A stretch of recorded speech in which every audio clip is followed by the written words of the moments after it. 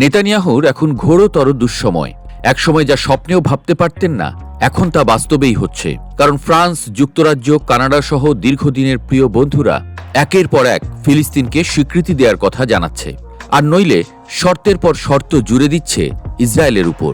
এবার সেই পাল্লায় যোগ দিল পর্তুগালও।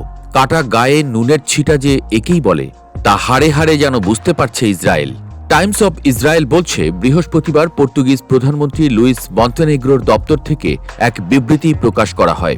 সেখানে বলা হয়েছে, আগামী সেপ্টেম্বর মাসে জাতিসংঘে ফিলিস্তিন রাষ্ট্রকে স্বীকৃতি দেওয়ার বিষয়টি বিবেচনা করছে পর্তুগাল। আগামী সেপ্টেম্বরে নিউ ইয়র্কে জাতিসংঘের ৮০তম সাধারণ পরিষদের উচ্চ পর্যায়ের বৈঠকে এ বিষয়ে বিবেচনা করা হবে।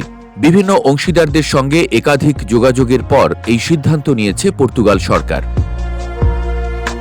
পর্তুগাল চায় এই পদক্ষেপের মাধ্যমে ইসরায়েলের উপর চাপ সৃষ্টি করতে এবং দুই রাষ্ট্রভিত্তিক সমাধানের সম্ভাবনা ফিরিয়ে আনতে। আর এ কারণেই ফিলিস্তিন রাষ্ট্রের স্বীকৃতির পক্ষে অবস্থান নিয়েছে দেশটি। এর আগে ফ্রান্স, যুক্তরাজ্য ও কানাডা ঘোষণা দিয়েছে তারা সেপ্টেম্বরের মধ্যেই ফিলিস্তিনকে স্বীকৃতি দেওয়ার পরিকল্পনা করছে। এছাড়া ফ্রান্সের নেতৃত্বে অস্ট্রেলিয়া, ফিনল্যান্ড সহ ১৫টি দেশ একটি যৌথ ঘোষণাপত্রে স্বাক্ষর করেছে। তাদের এক কথা, ইসরায়েল যদি গাজায় দুর্ভিক্ষ দূর করতে পদক্ষেপ না নেয় এবং অন্তত ২ বছরের যুদ্ধবিরতি না দেয়, তাহলে তারা ফিলিস্তিনকে স্বীকৃতি দেবে। ইসরায়েলের সঙ্গে বিদ্যমান বাণিজ্য চুক্তি স্থগিত রাখতে বলেছে সুইডেনও।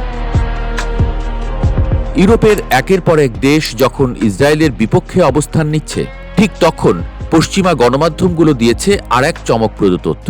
মার্কিন প্রেসিডেন্ট ডোনাল্ড ট্রাম্পও নাকি বেজায় চটেছেন নেতানিয়াহুর উপর।